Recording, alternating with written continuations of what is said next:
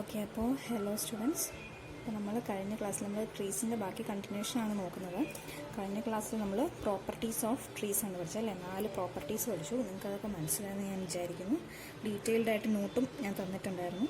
അപ്പോൾ നോട്ട്സ് ഇതുവരെ വയ്ക്കാത്തവരൊക്കെ കറക്റ്റ് സമയത്തിന് വെക്കണം. അപ്പം നമുക്ക് അടുത്ത സെക്ഷനിലോട്ട് പോകാം. നെക്സ്റ്റ് സെക്ഷൻ പറയുന്നത് ആപ്ലിക്കേഷൻ ഓഫ് ട്രീസ് ആണ്. Next section. ഓക്കെ, എന്താണ് ആപ്ലിക്കേഷൻ ഓഫ് ട്രീസ്? ട്രീസിൻ്റെ കുറച്ച് ആപ്ലിക്കേഷൻ, വളരെ ഇമ്പോർട്ടൻ്റ് ആയിട്ടുള്ള ഒരു സെക്ഷൻ. എല്ലാ എക്സാമിനും ഇതിൽ നിന്ന് ഏതെങ്കിലും ഒരെണ്ണം ചോദിക്കുന്നതാണ്. ഓക്കെ, സോ ആപ്ലിക്കേഷനകത്ത് 3 ആപ്ലിക്കേഷനാണ് പറയുന്നത്. First one binary search tree ഉണ്ട്, second one decision tree, and third one prefix code. Okay, അതിനകത്താണ് ഹഫ്മാൻ കോഡിംഗ് ഒക്കെ വരുന്നത്. ഓക്കെ, ഇത് ഇത്രയും വളരെ ഇമ്പോർട്ടൻ്റ് ആണ്. ഇതിൽ ഏതെങ്കിലും ഒരെണ്ണം ഡെഫിനറ്റ് ആയിട്ടും എക്സാമിന് ചോദിക്കുന്നതാണ്.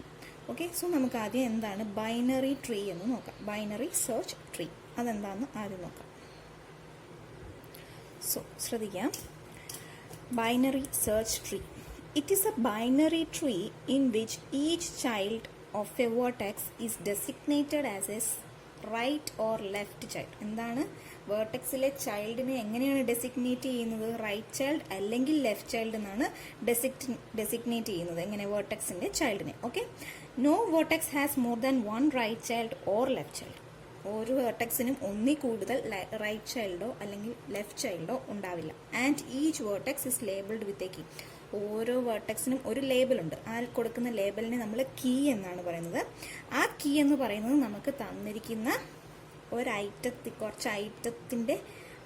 കുറച്ച് ഐറ്റംസ് ആയിരിക്കും ആ കീ എന്ന് പറയുന്നത്. അപ്പോൾ ആ കീ നമ്മൾ വേർട്ടെക്സിന് കൊടുക്കുന്ന ലേബലാണ് കീ എന്ന് പറയുന്നത്. ഓക്കെ, ഇതാണ് ബൈനറി സെർച്ച് ട്രീ എന്ന് വെച്ചാൽ. എന്താണ് ബൈനറി സെർച്ച് ട്രീ കൊണ്ട് ഉദ്ദേശിക്കുന്നതെന്ന് വെച്ചാൽ, searching for items in A list is one of the most important task that arises in computer science. Computer സയൻസിൽ അതായത് ഉദിക്കുന്ന ഒരു ഏറ്റവും വലിയ പ്രശ്നമാണ് എന്ത്?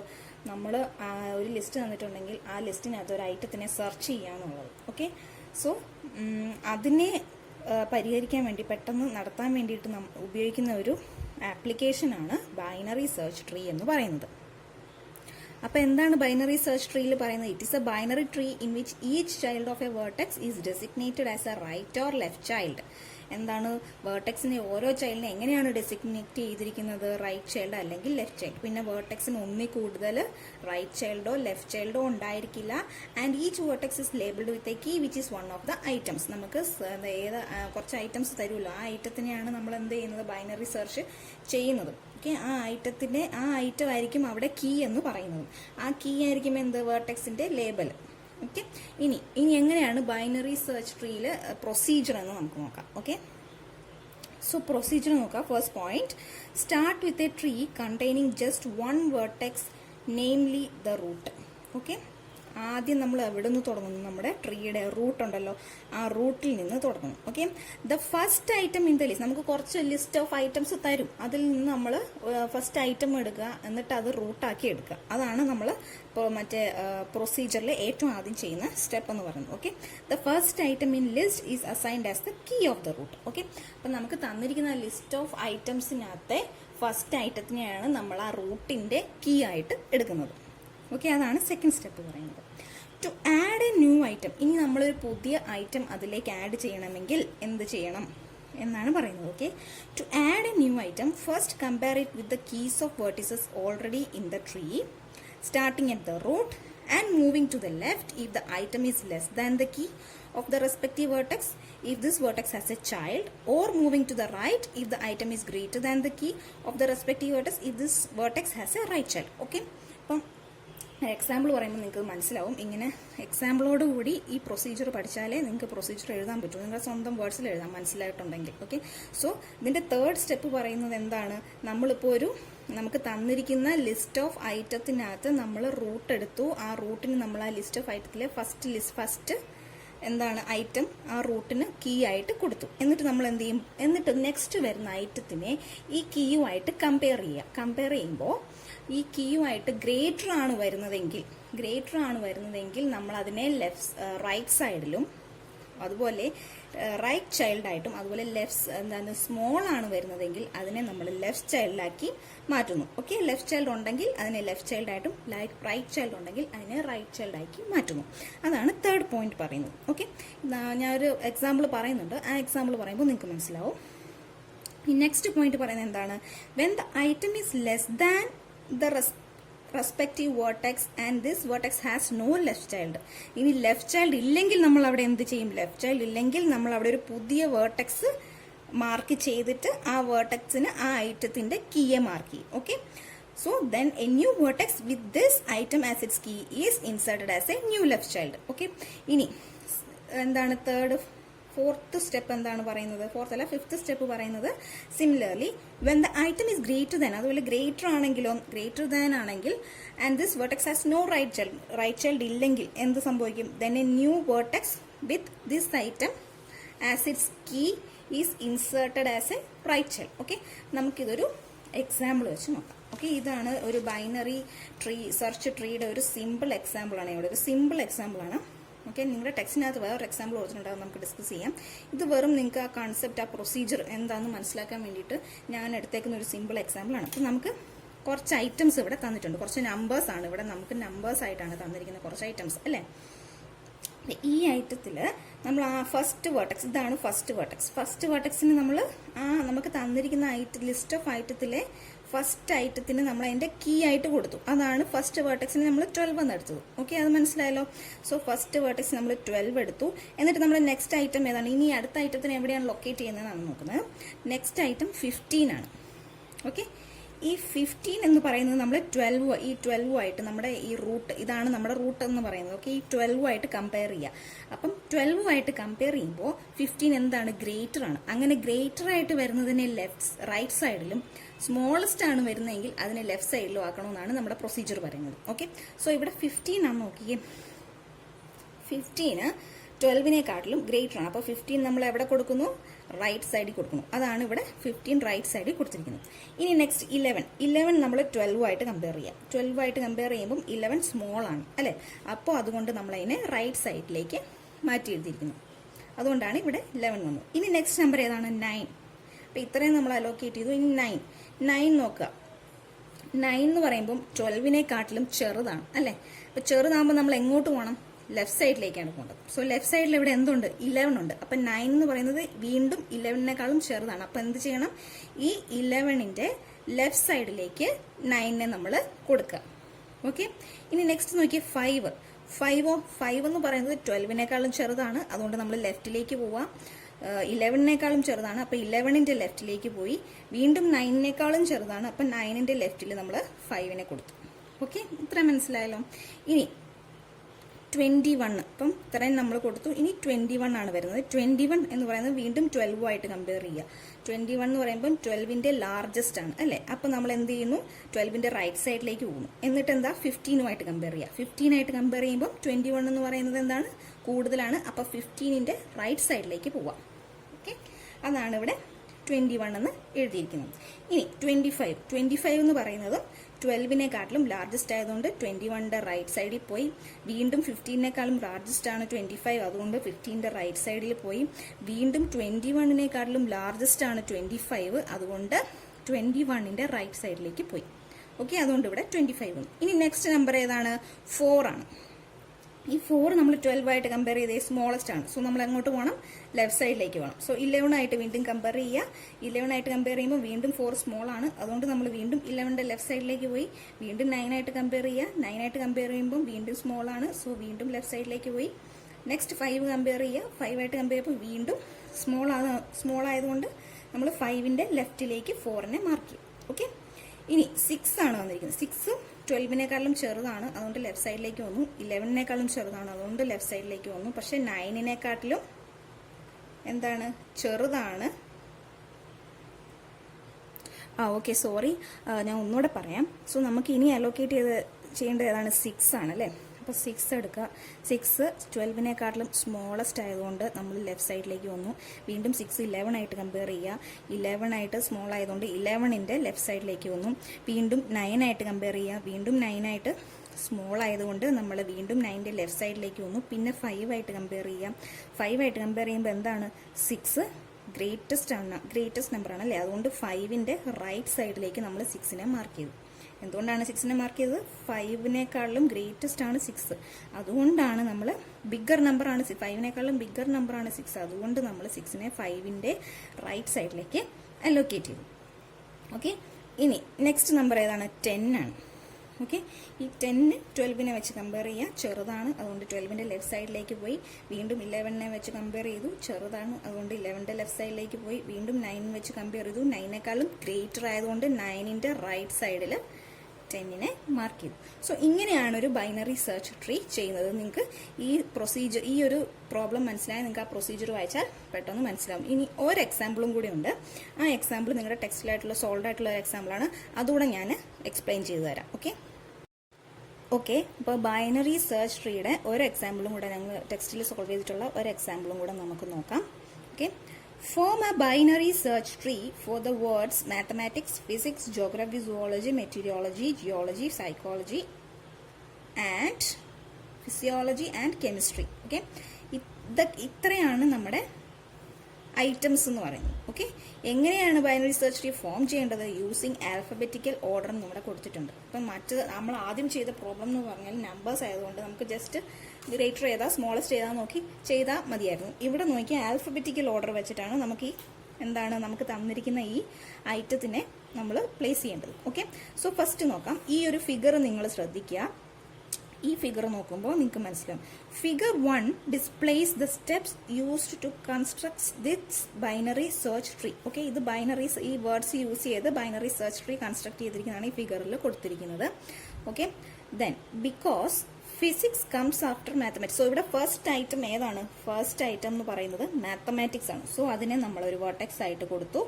ഈ വേർട്ടെക്സിന്റെ കീ എന്ന് പറയുന്നത് എന്താണ്? മാത്തമാറ്റിക്സ് ആണ്. സോ ആദ്യം നമ്മൾ ഫസ്റ്റ് ഐറ്റം എടുത്തു, അതിന് മാത്തമാറ്റിക്സ്, ആ വേർട്ടെക്സിന് കീ കൊടുത്തു. ഏതാണ് കീ? മാത്തമാറ്റിക്സ് എന്ന് കൊടുത്തു.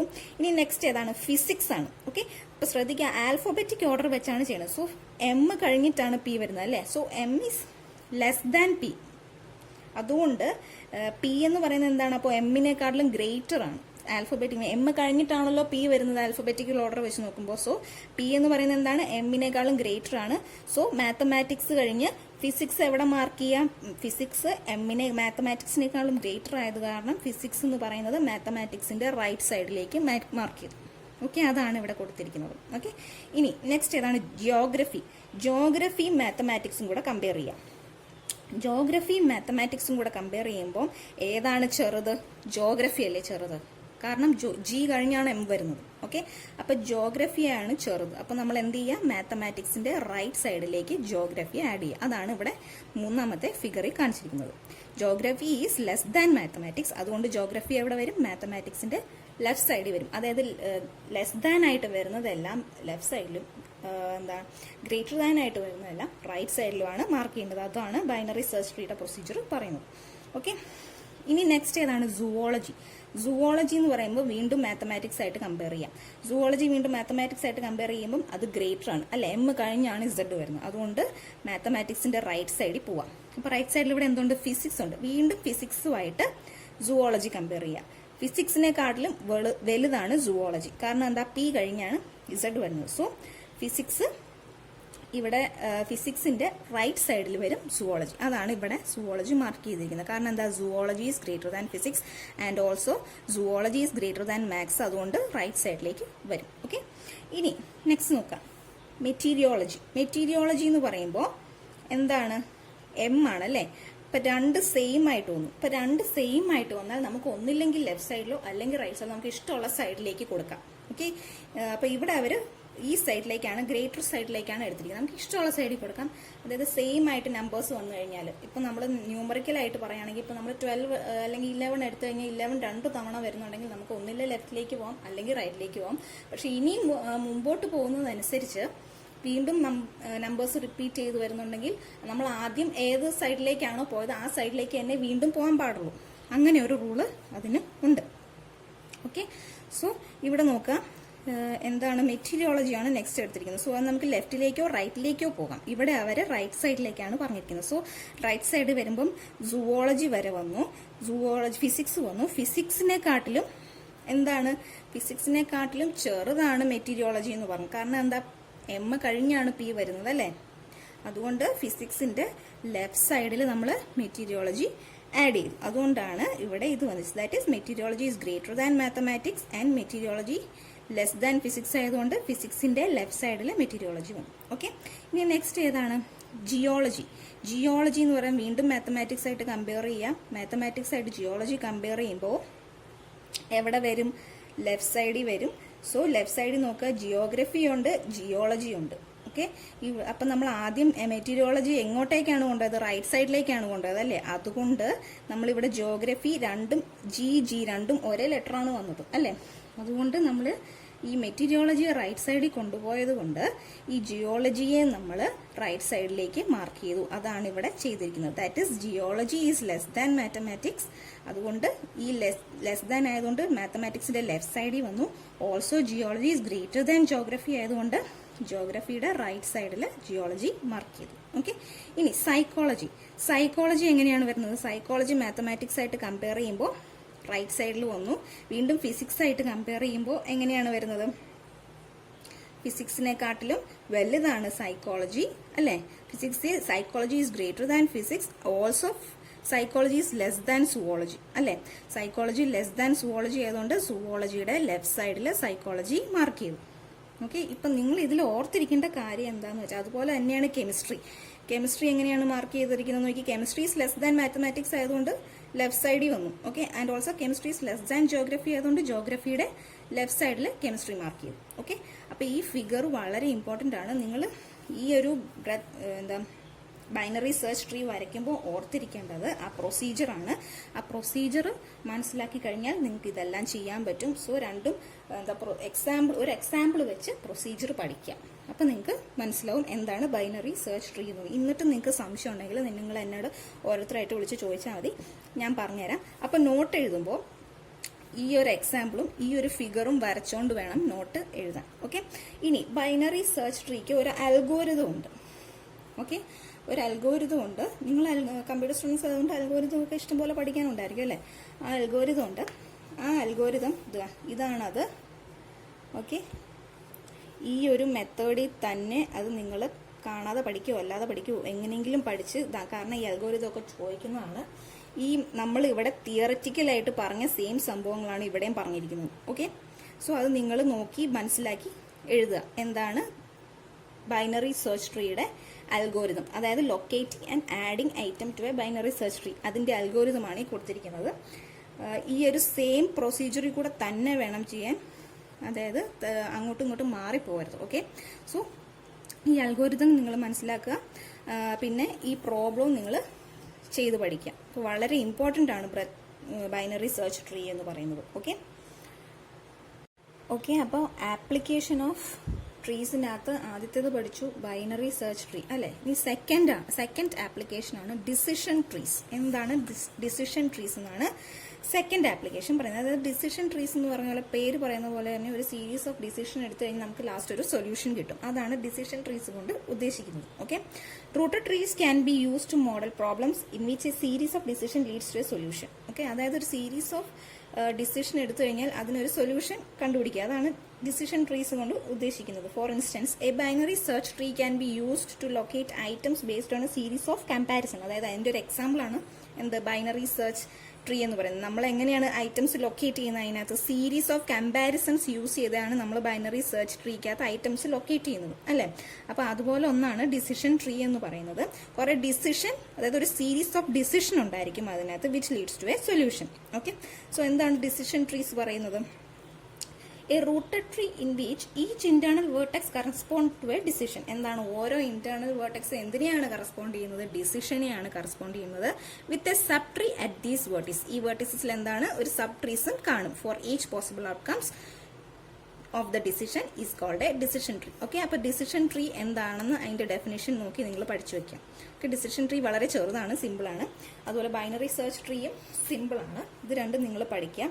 അടുത്ത വരാൻ പോകുന്ന ആപ്ലിക്കേഷനാണ് വളരെ ഇമ്പോർട്ടൻറ്റ്. പ്രിഫിക്സ് കോഡ് എന്ന് പറയുന്ന ആപ്ലിക്കേഷൻ വളരെ ഇമ്പോർട്ടൻ്റ് ആണ്. Okay, the possible solutions of the problem corresponds to the paths to the leaves of this rooted tree. അപ്പോൾ ഒരു എക്സാമ്പിൾ വെച്ച് പറയുമ്പോൾ നിങ്ങൾക്ക് അത് എന്താണ് ഡിസിഷൻ ട്രീ എന്ന് മനസ്സിലാവും. Okay, we display in the below figure a decision tree that orders the elements of the list A B C. അതായത് 3 എലമെന്റ്സ് തന്നിട്ടുണ്ട്, എ ബി സി. ഈ 3 എലമെന്റ്സ് തമ്മിലുള്ള റിലേഷനാണ് നമ്മൾ ഓരോ ഡിസിഷനും എടുത്ത് നോക്കാൻ പോകുന്നത്. Okay, A decision tree four sorting 3 distinct elements. അപ്പം ഈ 3 ഡിസ്റ്റിങ്ക്റ്റ് എലമെന്റ്സ് വെച്ചിട്ടാണ് ഈ ഡിസിഷൻ ട്രീ ഉണ്ടാക്കിയിരിക്കുന്നത്. ഓക്കെ, അപ്പോൾ ഇതിനകത്ത് ആദ്യം നമ്മൾ എന്ത് ചെയ്യുന്നു, എയും ബിയും തമ്മിൽ കമ്പയർ ചെയ്യുന്നു. എയും ബിയും തമ്മിൽ കമ്പയർ ചെയ്യുന്നു. എന്നിട്ട് എന്ത് ചെയ്യുന്നു, അപ്പോൾ അവിടെ 2 പോസിബിലിറ്റീസ് ആണ് വരുന്നത്. ഒന്നിലെ എ ഗ്രേറ്റർ ദാൻ ബി ആയിരിക്കും, അല്ലെങ്കിൽ എ ലെസ് ദാൻ ബി ആയിരിക്കും. ഓക്കെ, ഒരിക്കലും എ ഈക്വൽ ടു ബി ആവില്ല. കാരണം എന്താ, 3 ഡിസ്റ്റിങ്ക്റ്റ് എലമെന്റ്സ് എന്നാണ് പറഞ്ഞിരിക്കുന്നത്. 3 വ്യത്യസ്തമായിട്ടുള്ള എലമെന്റ്സ് ആണ്. സോ എ ബി തമ്മിൽ കമ്പയർ ചെയ്യുമ്പോൾ ആദ്യം എന്താ പറ്റുന്നത്, ആദ്യം ഒന്നിലെ എ ഗ്രേറ്റർ ദാൻ ബി ആയിരിക്കും, അല്ലെങ്കിൽ എ ലെസ് ദാൻ ബി ആയിരിക്കും. Okay, A greater than B ആണെങ്കിൽ നമ്മൾ വീണ്ടും എന്തെടുക്കുന്നു, എയും സിയും തമ്മിൽ കമ്പയർ ചെയ്യുന്നു. ഓക്കെ, എയും സിയും കമ്പയർ ചെയ്യുമ്പോൾ വീണ്ടും അവിടെ 2 പോസിബിലിറ്റീസ് വരും. ഒന്നിൽ എ ഗ്രേറ്റർ ദാൻ സി ആയിരിക്കും, അല്ലെങ്കിൽ എ ലെസ് ദാൻ സി ആയിരിക്കും. അതാണ് 2 possibilities. Okay, A greater than C ആണെങ്കിൽ എന്താണ്, വീണ്ടും നമ്മൾ ബിയും സിയും തമ്മിൽ കമ്പയർ ചെയ്യാം. ഓക്കെ, ബിയും സിയും കമ്പയർ ചെയ്യാം. അതുപോലെ എ ലെസ് ദാൻ സി ആണെങ്കിലോ, എ ലെസ് ദാൻ സി ആണെങ്കിൽ നോക്കി, ഇവിടെ എ ഗ്രേറ്റർ ദാൻ ബി ഉണ്ട്, വീണ്ടും എ ലെസ് ദാൻ സി വരുമ്പോൾ നമുക്ക് എങ്ങനെ എഴുതാം അതിനെ, അപ്പം അതിനെ നമുക്ക് C greater than A greater than B എന്ന് എഴുതാലോ. സോ നമുക്കൊരു ലീഫ് കിട്ടി, ഇവിടം കൊണ്ട് നമുക്കൊരു ഡിസിഷൻ കിട്ടി അല്ലേ. സോ ഇവിടം കൊണ്ട് നമ്മൾ സ്റ്റോപ്പ് ചെയ്തു. ഓക്കെ, കാരണം എന്താ, എ ഗ്രേറ്റർ ദാൻ ബി ആണ്, എ ലെസ് ദാൻ സി ആണ്. സോ നമുക്ക് പറയാം C is greater than A is greater than B. Okay, so നമ്മുടെ ഡിസിഷൻ ഇവിടെ ഒരു സൊല്യൂഷൻ കിട്ടി. ഇനി നെക്സ്റ്റ് നോക്കി, എ ഗ്രേറ്റർ ദാൻ സി ആണെങ്കിലോ, എ ഗ്രേറ്റർ ദാൻ സി ആണെങ്കിൽ നമുക്ക് ഇവിടെ വേറെ 2 ബിയും സിയും ആയിട്ട് കമ്പയർ ചെയ്യാം. ബിയും സിയും ആയിട്ട് കമ്പയർ ചെയ്യുമ്പോൾ ഒന്നിലെ ബി ഗ്രേറ്റർ ദാൻ സി ആയിരിക്കാം, അല്ലെ ബി ലെസ് ദാൻ സി ആയിരിക്കാം. ഓക്കെ, അപ്പൊ ബി ഗ്രേറ്റർ ദാൻ സി ആണെങ്കിൽ നോക്കിക്കേ, നമുക്ക് കിട്ടുന്ന സൊല്യൂഷൻ എന്തായിരിക്കും, A greater than B greater than C. കാരണം ഈ പാത്ത് നോക്കാം, ഇവിടെ എ ഗ്രേറ്റർ ദാൻ ബി ഉണ്ട്, എ ഗ്രേറ്റർ ദാൻ സി ഉണ്ട്, and B greater than C ഉണ്ട്. അപ്പൊ ഈ 3 പാത്തും വെച്ചിട്ട് നമുക്ക് എന്ത് കിട്ടും, A is greater than B greater than C എന്ന് കിട്ടും. അപ്പം നമ്മുടെ ഇവിടെ ഒരു സൊല്യൂഷൻ കിട്ടി. ഇനി നെക്സ്റ്റ് എന്തുണ്ട്, എ ഗ്രേറ്റർ ദാൻ ബി ഉണ്ട്, എൽ ഗ്രേറ്റർ ദാൻ സി ഉണ്ട്, ബി ലെസ് ദാൻ സി ഉണ്ട്. ഈ പാത്ത് വെച്ചിട്ട് നമുക്ക് എന്ത് കിട്ടി, A is greater than C is greater than B എന്ന് കിട്ടി. ഓക്കെ, ഇനി നെക്സ്റ്റ് ഈ സൈഡിലേക്ക് പോവാം. ഈ സൈഡിലേക്ക് പോകുമ്പോൾ ബി സിയു ആയിട്ട് നമ്മൾ കമ്പയർ ചെയ്യാം. ബി സിയു ആയിട്ട് കമ്പയർ ചെയ്യുമ്പോൾ 2 പോസിബിലിറ്റീസ് കാണുമല്ലോ. ഒന്നിലെ ബി ഗ്രേറ്റർ ദാൻ സി ആയിരിക്കും, അല്ലെ ബി ലെസ് ദാൻ സി ആയിരിക്കും. ബി ഗ്രേറ്റർ ദാൻ സി ആണെങ്കിലോ എയും സിയും വെച്ച് കമ്പയർ ചെയ്യുക. കാരണം എന്താ, ഇവിടെ A is less than B ഉണ്ട്, B is greater than C ഉണ്ട്. പക്ഷെ എയും സിയും തമ്മിൽ എന്താ ഒന്നും പറയുന്നില്ല. അതുകൊണ്ട് നമ്മൾ എയും സിയും തമ്മിൽ കമ്പയർ ചെയ്യുക. എയും സിയും കമ്പയർ ചെയ്യുമ്പോൾ എ ഗ്രേറ്റർ ദാൻ സി കിട്ടും, എ ലെസ് ദാൻ സി എന്ന് കിട്ടും. എ ഗ്രേറ്റർ ദാൻ സി ആണെങ്കിലോ നോക്കാം, ഈ പാത്ത് നോക്കാം, A less than B, B greater than C, and A is greater than C. അപ്പോൾ നമുക്കൊരു സൊല്യൂഷൻ കിട്ടുമല്ലോ, എന്താണ്, B is greater than A greater than C എന്ന് പറയുന്ന ഒരു സൊല്യൂഷൻ കിട്ടും. ഇത്രയും ഈ ഡിസിഷൻ സി എന്നാണ് നമുക്ക്, അതായത് ഈ ബോക്സ് കൊടുത്തിരിക്കുന്നതാണ് നമ്മുടെ ഡിസിഷനും, ഈ ഓവൽ ഷേപ്പിൽ കൊടുത്തിരിക്കുന്നതാണ് നമ്മുടെ സൊല്യൂഷൻ എന്ന് പറയുന്നത്. ഓക്കെ, ഇനി എ ലെസ് ദാൻ സി ആണെങ്കിലോ, എ ലെസ് ദാൻ സി ആണെങ്കിൽ A less than B, B greater than C, and A less than C. അപ്പോൾ നമുക്ക് എന്ത് സൊല്യൂഷൻ കിട്ടും, B is greater than C is greater than A. Okay, ഇനി B less than C ആണെങ്കിലോ, A greater than B എന്നുണ്ട്, B less than C എന്നുണ്ട്. അപ്പൊ നമുക്ക് എങ്ങനെ കൺക്ലൂഡ് ചെയ്യാം, C is greater than B which is greater than A എന്ന് conclude ചെയ്യാം. സോ ഇങ്ങനെയാണ് നമ്മൾ 3 ഡിസ്റ്റിങ്ക്റ്റ് എലമെന്റ് തന്നിട്ടുണ്ടെങ്കിൽ അതിന്റെ ഒരു ഡിസിഷൻ ട്രീ ക്രിയേറ്റ് ചെയ്യുന്നത്. ഓക്കെ, ഈ പാത്തിനെ പറ്റിയാണ് അവർ ഇവിടെ പറഞ്ഞത്. Possible solution of the problem. എന്താണ് പ്രോബ്ലത്തിന്റെ പോസിബിൾ സൊല്യൂഷൻ എന്ന് പറയുന്നത്, corresponds to the path to the leaves of this rooted tree. അതായത് ഇതാണ് ലീവ്സ് അല്ലെ, ഈ ലീവ്സ് അതായത് പാത്ത്, ഈ കറസ്പോണ്ടിങ് പാത്ത് വെച്ചിട്ടാണ് നമുക്ക് ഈ ലീവ്സ് കിട്ടുന്നത്, ഈ സൊല്യൂഷൻ കിട്ടുന്നത്. അതാണ് ഈ സെന്റൻസിൽ കൂടെ അവർ പറയുന്നത്. അപ്പൊ ഡിസിഷൻ ട്രീ ഇത്രേ ഉദ്ദേശിക്കുന്നുള്ളൂ, ഒരു സീരീസ് ഓഫ് ഡിസിഷനിൽ നിന്ന് നമുക്കൊരു സൊല്യൂഷൻ ഉണ്ടാക്കുക. അതാണ് ഡിസിഷൻ ട്രീ കൊണ്ട് ഉദ്ദേശിക്കുന്നത്. ഓക്കെ, ഇനി നെക്സ്റ്റ് പഠിക്കാൻ പോകുന്നത് എന്താണ്, പ്രിഫിക്സ് കോഡാണ് നമ്മൾ നെക്സ്റ്റ് പഠിക്കാൻ പോകുന്നത്. അത് നമുക്ക് നെക്സ്റ്റ് ക്ലാസ് നോക്കാം.